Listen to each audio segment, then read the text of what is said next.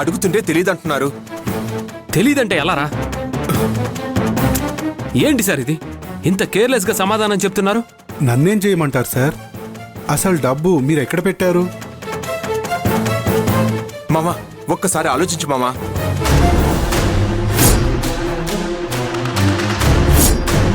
అరే ఆ పట్టు చీరల ఆ సెక్షన్ లో పెట్టాను రా. అరే పద పద పద.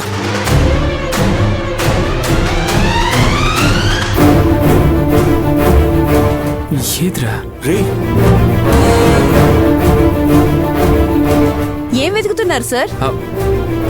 ఇక్కడ ఒక ఎల్లో కలర్ సంచి పెట్టాను. మీరేమన్నా చూసారా? చూడలేదు సార్. అందులో 8 లక్షలు డబ్బుందండి. ఏంటి సార్ మీరనేది? 8 లక్షలా? అలాంటిదే మేము ఇక్కడ చూడలేదు సార్. అయ్యో స్వామి, నీకు గుర్తుందా? నేను ఈ చైర్లోనే కూర్చున్నాను.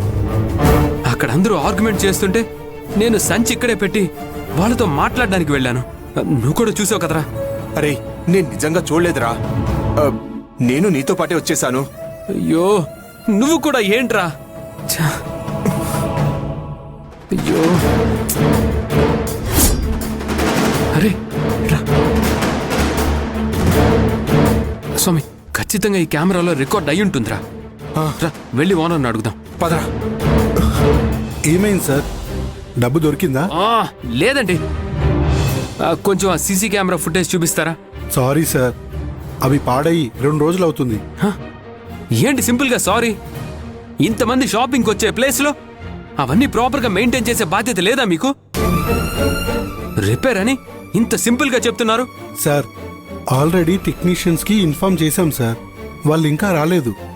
ఏం మాట్లాడుతున్నారండి? మీ నిర్లక్ష్యం వల్ల ఇప్పుడు మేము సఫర్ అవ్వాలా?